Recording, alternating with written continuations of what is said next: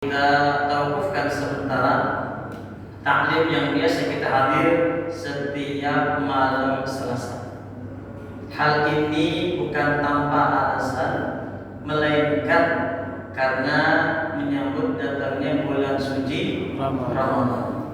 Oleh karenanya, sebelum Ramadan itu hadir, sebelum Ramadan itu datang, maka karena Ramadan adalah tamu agung, tamu mulia, kita sambut kedatangannya.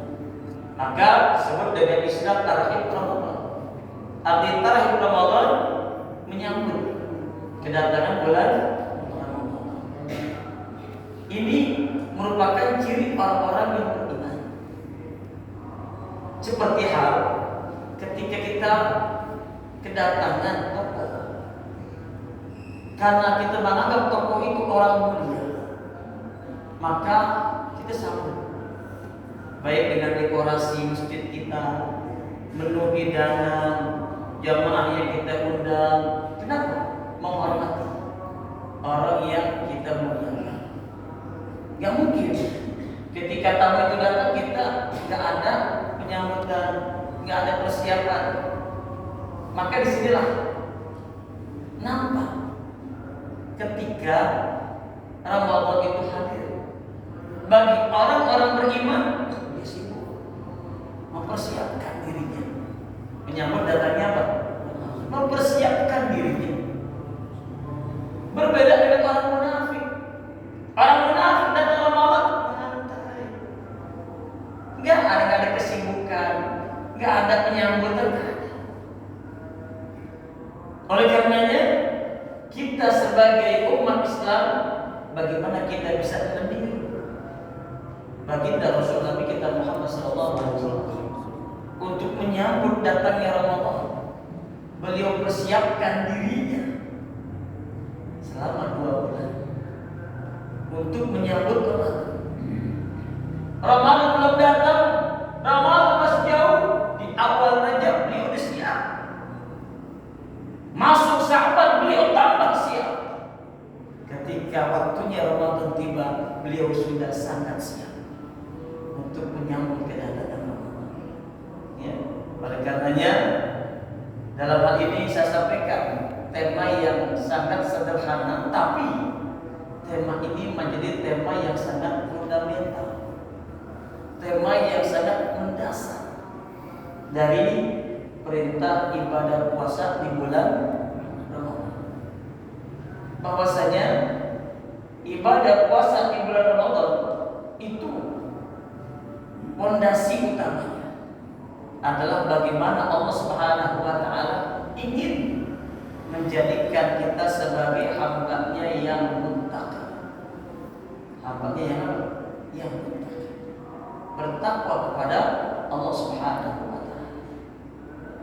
Dan inilah yang Allah harapkan. Dan ini yang menjadi tujuan utama Allah perintahkan kita puasa di bulan.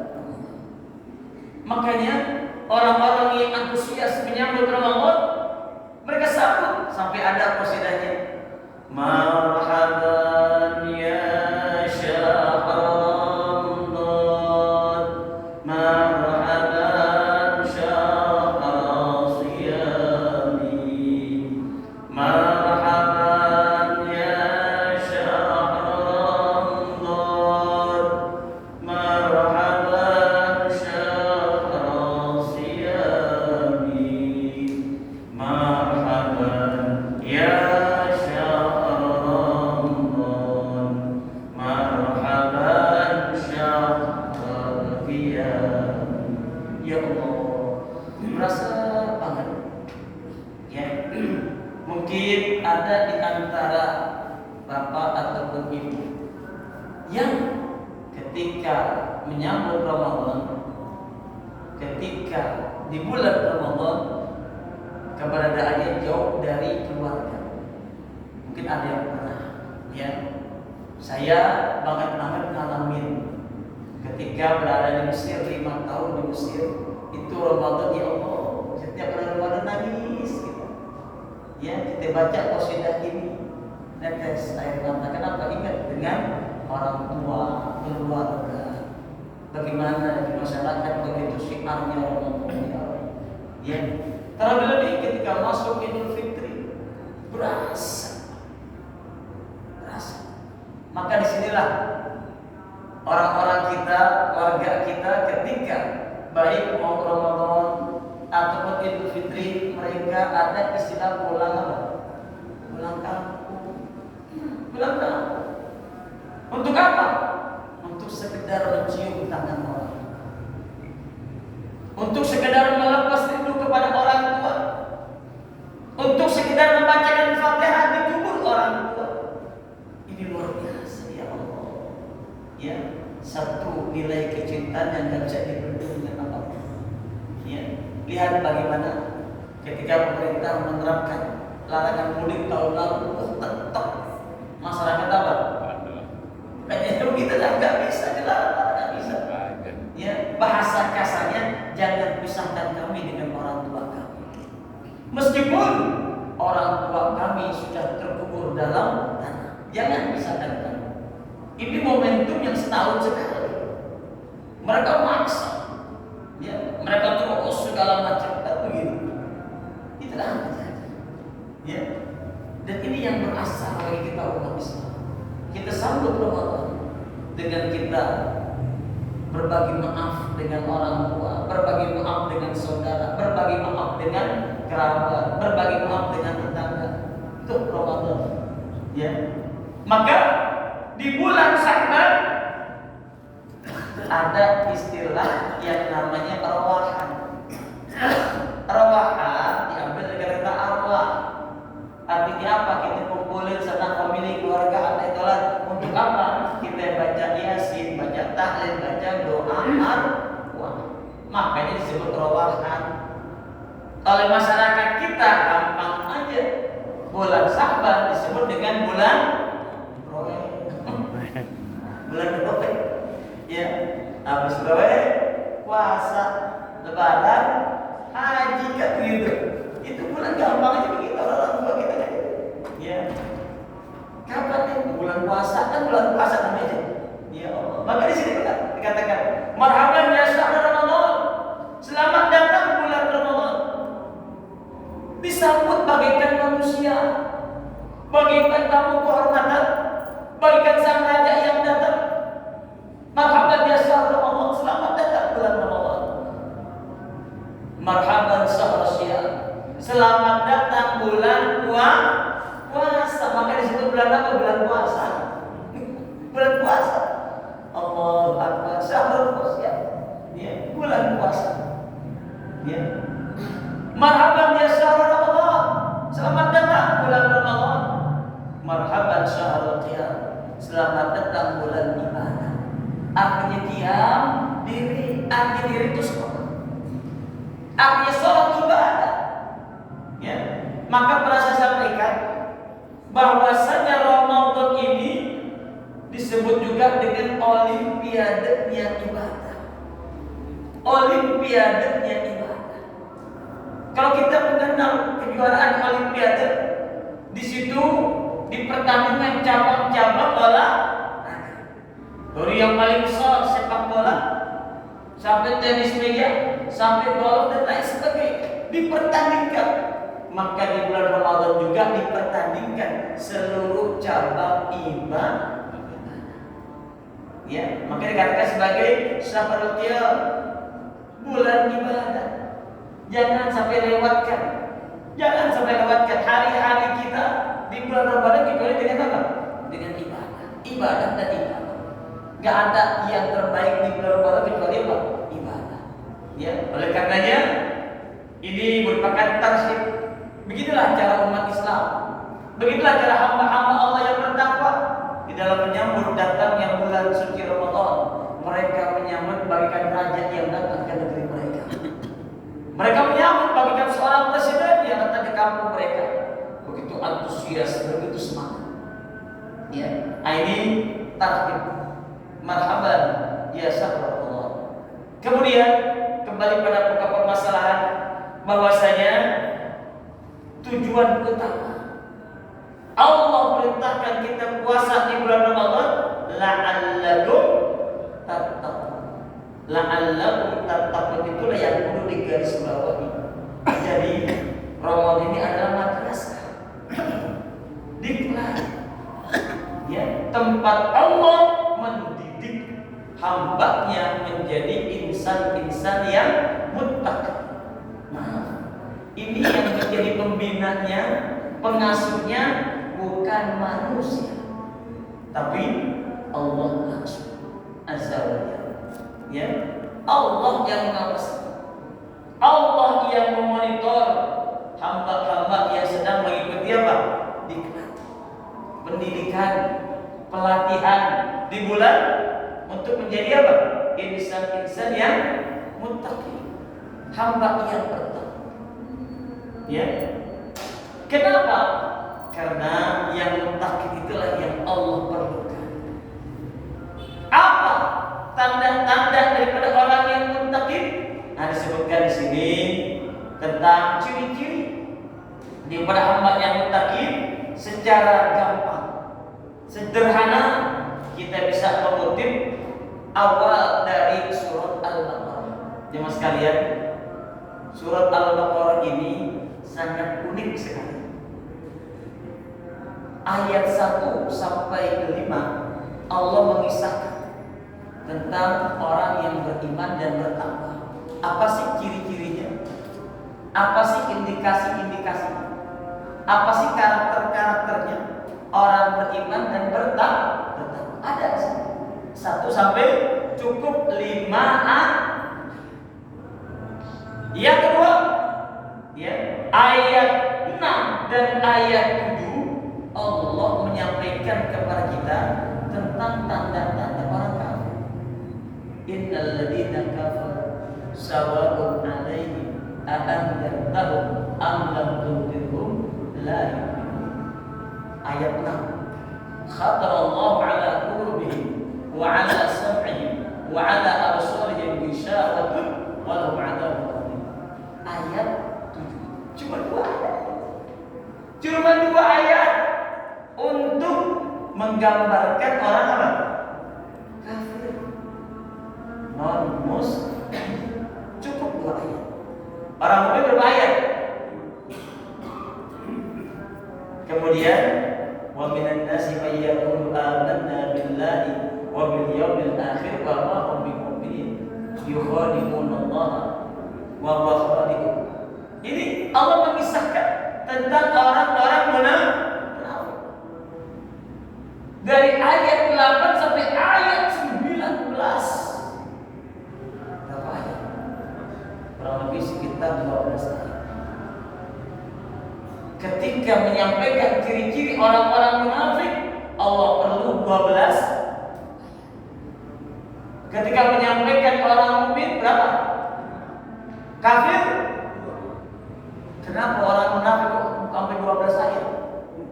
Lantaran sulit untuk mendeteksi orang kafir. Kalau orang munafik, kalau orang kafir gampang. Apa? Mendeteksi dia kafir gampang enggak? Gampang, tapi kalau untuk mendeteksi ini orang munafik itu yang sembarangan. Enggak bisa gitu. Nah, jadi kita bisa lihat kalau sekalian. Ya, tanda orang mukmin datang Ramadan dia bangga. Dia senang ketika datang Ramadan. Itu orang apa? Orang mukmin. Tapi orang munafik dan orang Ramadan gundah gulana, gelisah, cemas macam-macam. Puasa lagi kan? Puasa lagi. Kayaknya enggak apa? Enggak ikhlas, bahkan enggak sedang Pak. Puasa lagi, puasa lagi. Ya. Jadi kelihatan yang namanya orang-orang munafik ketika masuk Ramadan awalnya enggak ikhlas, awalnya kagak senang, maka ketika Ramadan juga dia akan merasakan ketidaksenangan itu. Dia nggak merasa nyaman dengan puasa yang dikerjakan, dia nggak merasa nyaman dengan tarawih yang dikerjakan, dia nggak merasa nyaman dengan ini itu segala-galanya. Kenapa? Dia kerjakan dengan sangat keterpaksaan. Beda dengan orang-orang yang mukmin. Sebelum datang Ramadan dia sambut, dia persiapan. Maka ketika Ramadan datang dia siap. Ya. Disebutkan dalam Al-Baqarah ayat 1 sampai 5 tentang ciri-ciri hamba yang bertaqwa, hamba yang bertakwa. Disebutkan dalam surah tersebut adalah alladzina yu'minuna bil ghaib, yaitu mereka percaya kepada yang artinya yang gaib, yang enggak nampak, yang tidak masuk rasio mereka percaya. Makanya kan ada yang namanya orang-orang liberal. Artinya apa? Sesuatu nggak bisa diapain. Ya, sesuatu yang nggak bisa dinalar akal, mereka nggak terima, nggak menerima. Ya, ini masalah hati. Seperti halnya yang Allah berikan kepada para nabi berupa mukjizat. Allah berikan pula kepada para rasul, para ulama, aulia berupa karamah. Banyak orang yang nggak percaya dengan yang namanya apa? Karamah. Ya, padahal karamah termasuk salah satu iman kita kepada bil ghaib. Yang banyak Allah berikan karamatul aulia, karamahnya para wali, agar kita tambah percaya dan yakin akan kewalian seseorang dan tambah mantap iman kita kepada Allah Subhanahu wa taala. Ya. Jadi tandanya orang yang muttaqi ya adalah orang yang percaya, bahkan yakin terhadap kitab suci Al-Qur'an. Ya, zalikal kitabul la raiba fihi hudan lil muttaqin. Bahwasanya kitab suci Al-Qur'an itu enggak ada keraguan, dia percaya 100%. Maka jemaah sekalian, mohon maaf ya, bahwasanya kecintaan kita kepada Quran itu bukan di lisan, tapi sejauh mana kita rajin membacanya. Semakin kita cinta kepada Quran, semakin kita percaya kepada Quran, semakin Quran sering diapain? Dibaca. Nonsen. Kalau orang tak percaya kepada Quran, yakin kepada Quran, gemar kepada Quran, tapi kagak baca, nonsen. Namanya cinta palsu. Cinta palsu. Ngaku cinta tapi kagak baca, nggak bisa. Ya, kalau ngaku cinta kepada Quran ini diapain? Dibaca. Ya, yang ironi Bapak Ibu sekalian, ketika nanti malam mau tarawih diumumkan di Masjid Jami Nurul Jihad, para kaum muslimin dan muslimat, jemaah warga Masjid Jami Nurul Jihad, insyaallah nanti malam kita akan mengadakan sholat tarawih berjamaah. Maka untuk tarawih malam pertama akan bertindak sebagai imam fulan bin fulan, bilal fulan bin fulan, akan ada tausiah dari Ustaz fulan bin fulan, kan begitu. Dengar dari speaker masjid, nanya kepada istrinya, Bu, ngelihat Quran Bapak nggak? Allah Akbar. Ngakunya umat Islam, cinta kepada Quran. Entar malam mau terawih bagaimana? Ngelihat Quran Bapak kan? Ya Allah. Ya, Quran bukan nanya, naruhnya di mana nih? Berarti terus orang jadi apa ya? Nggak dibaca. Ya, andaikan kuping bisa dilepas, mungkin lupa juga naruhnya. Ini masuk nanti. Ya, ini luar biasa Pak. Ya, jangan aja sampai ya. Quran pakai lupa naruhnya. Berarti ini orang jarang baca Quran. Ya, kalau orang Islam yang lain baca Quran jangan begitu. Dia tahu. Ya, oleh karenanya yang khawatir Pak, yang kita khawatirkan, ya, bukan kita nggak sempat baca Quran, bukan. Quran nggak mau dibaca oleh kita. Ini yang khawatir. Yang khawatir banget ini, Quran nggak mau dibaca oleh kita. Menghindar Quran, bahkan kita minta kepada Allah, ya Allah, jangan sampai diriku disentuh dengan si fulan bin fulan. Ya Allah, jauhkan aku dari si fulan. Makanya Allah jauhkan kita dari Quran. Ya, pengen baca, nggak jadi lagi. Pengen baca, segar. Pengen baca ini baca. Akhirnya kita nggak menyentuh Quran. Ya, jadi mohon maaf kalau kita nggak menyentuh Quran, khawatirnya itu Pak. Bukannya kita nggak sempat, bukan kita nggak ada waktu, tapi Quran tidak mau disentuh oleh kita. Waliyahullah. Berat. Kalau Quran udah benci kepada kita berat. Ya, oleh karenanya sebelum Quran benci kita, ayo mulai hari sekarang kita sentuh Quran. Kita baca. Quran nggak minta banyak, yang penting istiqomah. Setiap hari kita baca Quran, setiap hari. Meskipun cuma 5 ayat, 10 ayat baca. Ya, ini yang Quran inginkan. Yang penting dia baca Quran yang baik, dipegang Quran, dipegang tiap hari.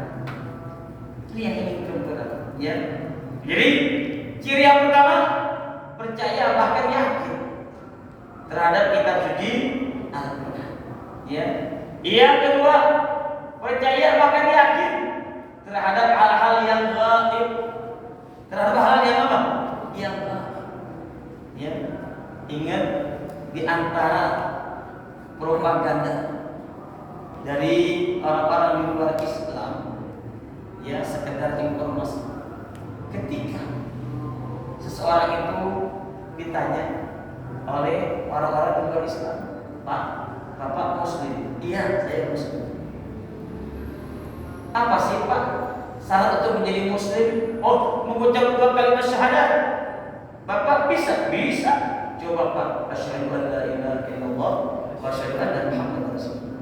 Bapak tahu artinya? Tahu. Coba Pak, aku bersaksi bahwa tidak ada Tuhan selain Allah. Dan aku bersaksi bahwa saya Nabi Muhammad adalah utusan. Pak, yang ingin saya tanyakan, kan dalam terjemahnya ada kata-kata aku bersaksi. Bapak kenal saksi ya? Kalau Bapak kenal saksi, lihat yang di persidangan ada yang namanya saksi. Artinya saksi orang yang menyaksikan kejadian. Dia lihat kejadian itu, dia lihat musibah itu, dia lihat pembunuhan itu, kan begitu? Itu namanya apa? Saksi. Nah, kalau Bapak bersaksi tidak ada Tuhan melainkan Allah, memang Bapak pernah melihat Allah? Kagak. Berarti persaksian Bapak palsu. Ya, kata mereka, mendingan kami Pak, Tuhan kami bisa diapain? Bisa dilihat, bisa diraba, bisa disentuh, bisa dibawa-bawa, macam-macam. Kan begitu. Ya, artinya lebih mantap iman kami ketimbang iman Bapak. Ya, khawatir iman Bapak palsu. Ya, daripada iman Bapak palsu, mendingan ikut kami, iman yang apa? Orsinil. Ya, ada kelihatan Tuhan kan? Ya, Bapak bisa pajang, Bapak bisa bawa-bawa dan selain sebagainya kan? Ini khawatir. Ucapan-ucapan semacam ini menjadi propaganda yang bisa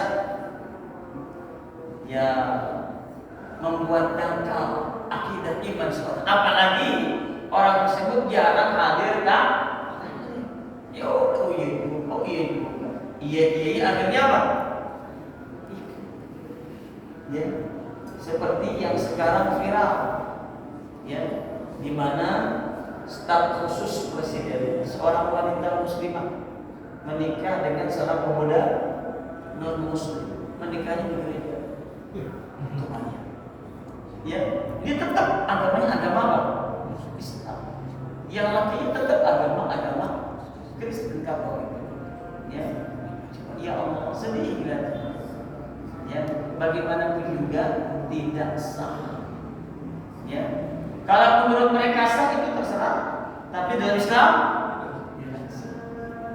Dalam Islam tidak sah. Nggak ada kata-kata perkawinan apa? Antar agama. Ya, khawatir kalau ada perkawinan antar agama, ada perkawinan antar makhluk. Antar makhluk, coba lihat waliyadzubillah. Ya, ini yang pertama, ya, yu'minuna bil ghaib. Ya, orang itu percaya kepada yang gaib. Ya. Kemudian di antaranya juga adalah orang yang gemar wa yuqimunas shalah. gemar untuk mendirikan apa? Ya. Umat Islam dalam menyikapi ibadah sholat ada tiga pola atau tiga tipe. Umat Islam dalam menyikapi ibadah apa? Ibadah sholat. Yang pertama, ada umat Islam yang sebatas mengerjakan sholat. Kamu udah sholat, udah, benar udah, ya, berberkat 4 rakaat, ya, wudu nggak wudu, ya udah nyekek kan gitu jadi. Salatnya begitu ya, ya, yang namanya mengerjakan itu begitu, ya. Perkara diterima atau tidak, perkara sah atau tidak itu berpikir, yang penting kerjain, ya. Kok sholat cepat banget, kok nggak pakai tumaknina, jadi bacanya pada salah. Sholat, diberi sekolah nggak sholat, oh lihat, ya Allah, ini namanya mengerjakan sebatas mengerjakan. Ini yang kita khawatirkan, ya. Orang yang sebatas mengerjakan, khawatirnya lam tusolli, dia belum sholat, ya. Akhirnya catatan amalnya kosong. Kenapa? Karena sholat yang dikerjakan tidak cukup syarat ataupun tidak cukup, maka sholatnya tidak diapain. Ya. Yang kedua, seseorang harus mendirikan sholat, dikerjakan sholat, tapi dia tidak bisa mengambil hikmah dari sholat yang dikerjakan. Inna sholata tanpa anil fakhsyai wal munkar. Sholat rajin, sholatnya rajin, tiap-tiap waktu ke masjid, sholat berjamaah, tapi mabuk jalan terus, korupsi jalan terus, nyolong jalan terus begitu. Kenapa? Karena sebatas mendirikan sholat. Ya, yang penting buat cek sholat. Jadi sholatnya itu hanya untuk kedok kamuflase, ya, biar orang tahu kalau dia apa rajin sholat. Ya, beda dengan yang ketiga. Kalau yang ketiga, orang-orang yang menyandarkan dirinya dengan sholat. Artinya apa? Ketika ada problem, kesulitan, penyakit, yang dikerjakan sholat. Yang dikerjakan sholat. Coba lihat, ya. Wasta'inu bis-sabri was-salah. Minta tolong kepada Allah melalui sabar. Dan yang kedua, minta tolong. Apapun problem kita, apapun masalah kita, minta tolong kepada Allah melalui sholat. Menyandarkan diri dengan sholat. Ya, saya kalau dia ada masalah saya sholat. Saya lagi urusan saya sholat apapun. Dan ketika sholat. Allah yang suruh, bukan sekedar ya orang berayar, enggak, sholat dulu. Iyyaka na'budu wa iyyaka nasta'in. Jangan nasta'in dulu, na'budu ini enggak mau. Ya. Jadi di samping kita nasta'in, jangan lupa untuk apa? Na'budu. Sembah Allah. Ya. Begitu selesai kita sholat, kita baca Fatihah lagi. Bismillahirrahmanirrahim. Alhamdulillahirabbil alamin.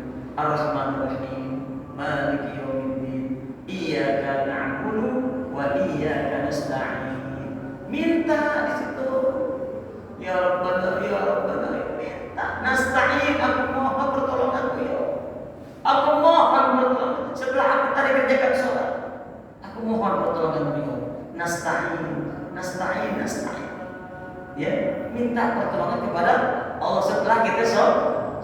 Jadi orang yang menyandarkan dirinya dengan apa? Dengan sholat. Ya, jadi sholat bukan sekedar ritual, rutinitas, seremonial, bukan. Tapi kita perlu dengan sholat. Ya, makanya kenapa kok orang begitu hebat sungguh-sungguh kerja. Ya, pakai shift malam, pakai shift pagi. Ya, saat kerjanya begitu kerjanya kadang-kadang berat. Kenapa kau mau? Karena dia perlu bekerja. Ketika dia perlu kerja, maka orang tawarin kerja apa yang juga diapain? Dilakukan. Ya, dilakukan. Lihat, mungkin pernah mendengar atau pernah melihat seseorang yang kerja sebagai office boy di satu gedung. tugasnya nggak bersihin kaca-kaca gedung. Pakai apa dia, Pak? Gondola. Iya, serem banget. Berapa duit sih gajinya? Kenapa? Dia mau karena saya perlu kerja. Ya, karena orang itu perlu kerja, apapun kerjaannya dikerjain. Yang penting dapat apa? Dapat uang. Ya. Begitu juga kita.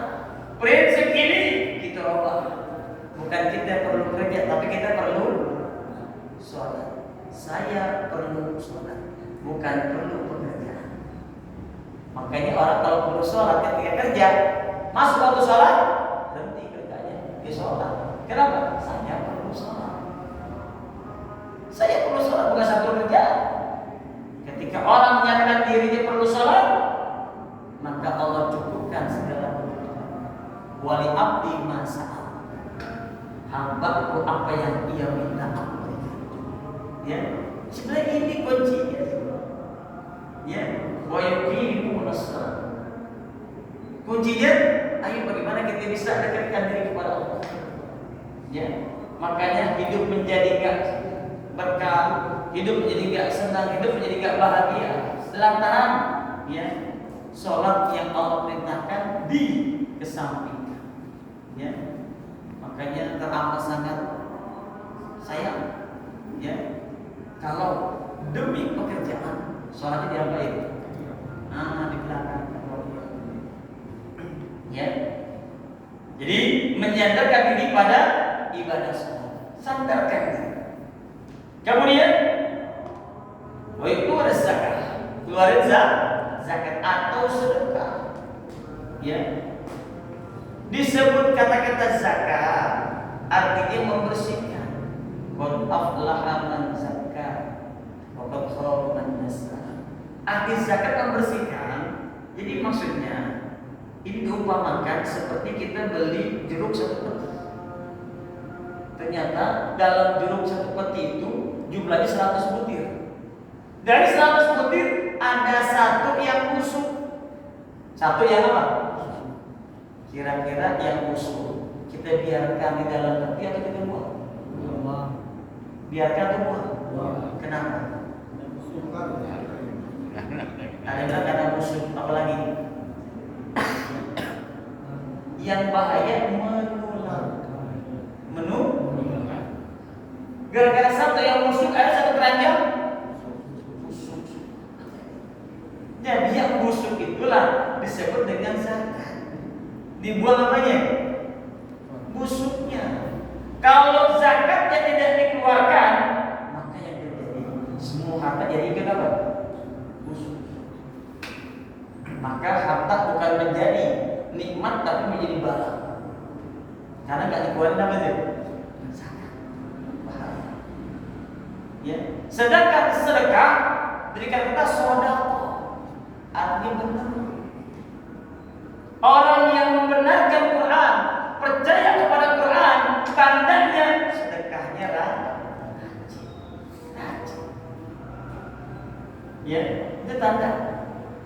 Makanya ada orang yang rajin baca Quran tapi nggak percaya apa Quran. Belas ya.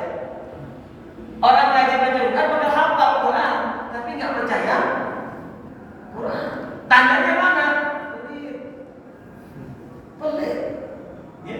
Dia hafal Quran, dia tahu ayat-ayat tentang sedekah, tapi kenapa kok? Ya. Jadi cuma sebatas dibaca, cuma sebatas dipaham. Cuma sebatas dia hafal, tapi dia tidak percaya kepada Quran. Maka yang paling mampu percaya. Orang percaya kepada Quran, tandanya itu tadi. Ya, wa itu zakat. Dia senang mengeluarkan zakat dan senang untuk apa? Bersedekah, berbagi. Itu tanda orang yang percaya. Ya. Ada samping itu pula Allah perintahkan kita untuk zakat atau sedekah. Karena pada dasarnya pandangan manusia terhadap harta ada dua. Yang pertama, ada manusia memandang kalau harta itu adalah miliknya. Dia kerja, dapat duit, dia beli ini, dia beli ini, dia beli ini, itu milik.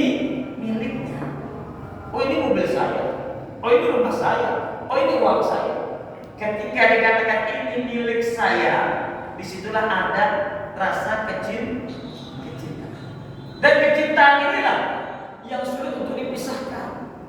Sulit untuk dipisahkan. Ya, baik berpisah dengan harta, berpisah dengan mobil, berpisah dengan apa, nggak bisa.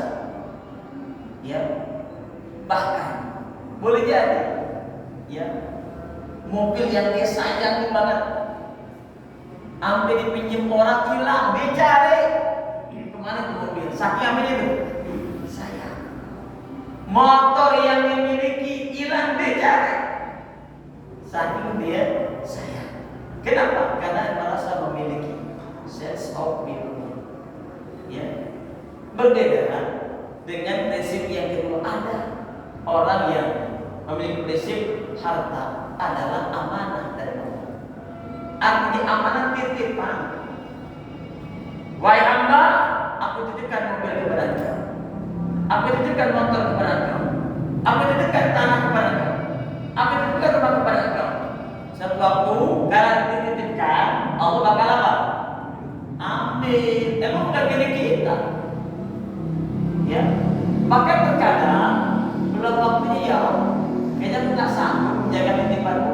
Aku kembalikan lagi kepada aku ya. Dikembalikan ya Allah. Ya, merasa dia nggak sanggup dibalikin. Artinya dibalikin, disedekahi. Tanahnya diwakafkan, rumahnya diwakafkan, mobilnya kasih orang, itu tanda. Ya, kalau dia merasa berat untuk titipan tersebut, sehingga ketimbang berat nanti tanggung jawabnya di sisi Allah, mendingan sekarang diapain?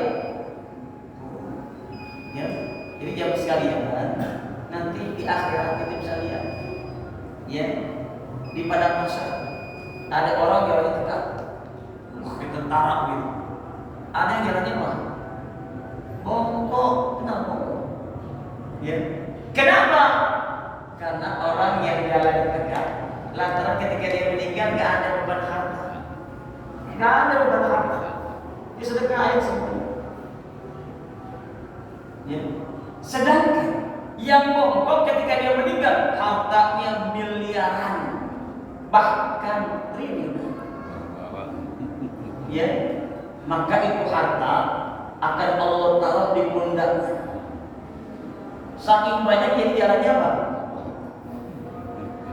Tidak datang kepada Pak Bambang, tolong dong. Bagi Pak ini berat banget saya kuat. Minta bagi Pak, saya bawa ada 200 miliar. Buat Pak Bambang 150 miliar. Ya, saya cukup 50 miliar aja deh. Kata Pak Bambang, maaf Mas, kalau mau ngasih jangan di sini. Waktu itu Nurul Jihad. Apa? Kalau di akhir kok tak panas? Lah yang mau malu wala baru enggak nampak. Ya, hati-hati. Kalau mau berbagi jangan di mana? Di akhirat. Kalau mau berbagi sekarang. Ya, datangin Pak Bambang, saya punya 12 miliar, Pak Bambang 10 miliar deh. Ya, dia saya 2 miliar aja, kenapa saya nggak sanggup jalanin itu? Pak Bambang dikasih 10 miliar kita enggak?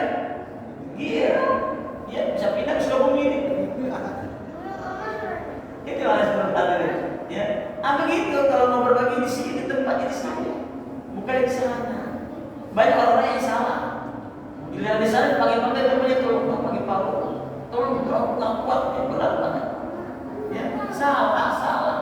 Mumpung kita masih hidup, mau bagi paru di mana? Di dunia, bukannya di akhirat. Di akhirat nggak bisa lagi. Ya. Ini masalah hati. Nah, jadi itulah yang menjadi kausan. Kemudian di antara tanda-tanda ciri-ciri orang yang muttaqin yang terakhir adalah percaya kepada kitab suci Al-Quran dan kitab suci yang lainnya selain apa? Selain Al-Quran. Ya, ada kitab ini, Taurat, Zabur, dia percaya. Tapi bukan Injil Zabur yang apa? Yang dulu pernah Allah turunkan. Ada kepada Nabi Daud alaihissalam kitab Zabur, ada kepada Nabi Musa alaihissalam kitab Taurat, ada kepada Nabi Musa alaihissalam, Nabi Isa alaihissalam kitab Injil. Ya. Tapi yang asli kemana? Tidak ada. Lantaran ketika turun Al-Quran yang 3 sudah tidak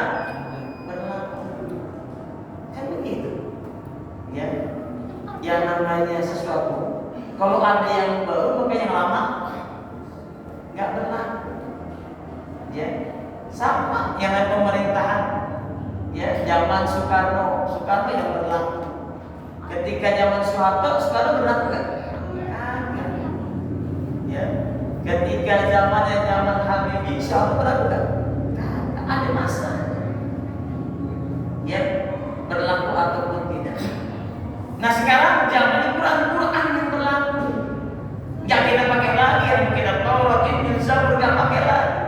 Yang kita pakai apa? Quran. Ya, dan isi Taurat ada dalam Quran. Isi Zabur ada dalam Quran. Isi Injil juga ada dalam Quran.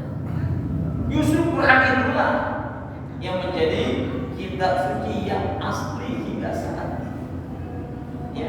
Dan uniknya Quran, silakan ya dikoreksi ataupun dilacak dengan kitab-kitab yang kalau kitab suci yang lain. Contoh misalnya sekarang berada Nabi Injil. Injil di mana aja dia berada, bahasa tergantung negeri. Bahasa tergantung negeri. Di Indonesia Injilnya berbahasa ya. Di Inggris Injilnya berbahasa Inggris. Di Jerman berbahasa kan begitu. Tapi kalau Quran, di mana kita berada Quran berbahasa Quran hebat ini. Di mana kita berada Quran itu berbahasa Arab. Kita Indonesia Qurannya bahasa Arab. Ya, kemudian kita pergi ke India Qurannya bahasa Arab. Kita pergi ke Thailand Qurannya berbahasa Arab. Kita pergi ke Inggris Qurannya berbahasa Arab. Kemanapun kita pergi, kita dapat di Quran pasti berbahasa ya, dan Quran itu nggak memandang siapa kita. Meskipun kita bukan orang Arab, tetap Qurannya apa? Bahasa Arab, bukan orang Arab. Ya, India bukan orang Arab, tapi Qurannya. Ya, Thailand bukan orang Arab, tapi Qurannya. Siapapun kita, kalau kita mau baca Quran, maka kita baca bahasa Arab. Kalau terjemah bukan Quran. Terjemah bukan Quran. Kalau Quran itu yang berbahasa yang berbahasa. Ya, ini hebatnya. Jangan jauh-jauh dari inilah jamaah sekalian. Puasa. Ibadah puasa di bulan Ramadan pertama membentuk kita untuk cinta kepada Al-Qur'an. Kalau kita di bulan Ramadan enggak cinta Quran, maaf, ini bukan Ramadan yang salah. Tapi apa? Kita yang salah. Ya. Jadi saat itu kita bukan termasuk orang mukmin, tapi orang benar. Hati-hati itu pertama. Kalau sampai di bulan Ramadan kita nggak cinta Quran, nggak cinta Quran, nggak kita baca Quran, berarti kita nggak termasuk orang mukmin. Benar. Yang kedua, di bulan Ramadan kita nggak cinta ibadah, nggak cinta ibadah, nggak cinta sholat. Berarti makanya Allah tanamkan di bulan Ramadan ada sholat sunat yang banyak rakaatnya. Disebut sholat apa? Tarawih. Ada di bulan Ramadan. Allah nggak pengen lihat doyan nggak ibadah, doyan nggak sholat. Ya. Dan diadakannya tarawih berupa sholat isya saat belum lagi apa? Begak-begak aja harus buka. Ya. Jadi ini menunjukkan kalau kita orang yang beriman, maka kita akan meluangkan waktu untuk sholat tarawih dan gak akan pernah kita tinggalkan sholat tarawih. Ya, kenapa? Karena kita tahu betapa mahalnya tarawih dan tarawih hanya ada di bulan apa? Ya, maka tarawih ini merupakan apa? Merupakan indikasi, ya, kita beriman atau tidak. Kalau beriman, kita kerjakan tarawih. Kalau kagak, itu munafik. Ya, sedekah begitu juga. Sedekah. Ya, kalau memang kita beriman, sedekah. Sedekah. Tanda orang yang beriman. Kenapa? Karena harta itu amanat dari Allah, bukan milik kita. Cuma dititipin doang. Nanti satu-satu Allah berapa? Maka ambil, Allah ambil satu, Allah ambil satu, Allah ambil satu. Ya. Makanya kalau Allah ambil kita bersyukur. Artinya apa? Tanggung jawab kita semakin apa? Ya. Ibarat contoh Pak, saya pernah ikut ya artinya nampak tilas. Saya punya guru, saya punya kiai yang memang beliau seorang berdua. Ya, jadi di zaman kemerdekaan, ketika Karawang Bekasi dibombardir oleh Belanda, beliau lapor kepada Jenderal Sudirman di Jogja. Beliau jalan kaki dari Bekasi ke Jogja. Nah, kemudian kami sebagai santri-santrinya nampak tilas beliau. Ya, jadi kami berpakaian pramuka. Di tiap tahun di pramuka pakai ransel atau tas. Tas itu isi batu bata 10. Batu bata 10. Ya. Baru-baru jalan enteng biasa. Tapi udah sampai di pertengahan 10 kayaknya berasa apa? Berat. Dibilang kawan, gimana nih batuannya kurangin taruh ke antem enggak? Enggak ada apa. Kata masing-masing apa? Berat. Itu harta begitu. Harta itu apa beban? Amanah. Ya. Ketika Allah ambil itu harta, berarti berkurang beban kita. Harusnya kita bersyukur. Ya. Atau jangan tunggu Allah ambil. Kalau bisa kita apa? Kasih, ya Rob nih, aku balikin. Gitu. Ya. Kenapa? Karena kita merasa gak sanggup dengan beban begitu banyak. Kita balikin aja. Ya. Tapi aneh, semakin dibalikin Allah semakin apa? Nambahin. Wah, kan hancur saja deh. Semakin kita balikin. Oke, lagi ditambah lagi, makin berat kita. Ya, ini masalah. Ini tanda. Ya. Orang yang muttaqi akan merasa kalau harta itu adalah titik aman. Ya.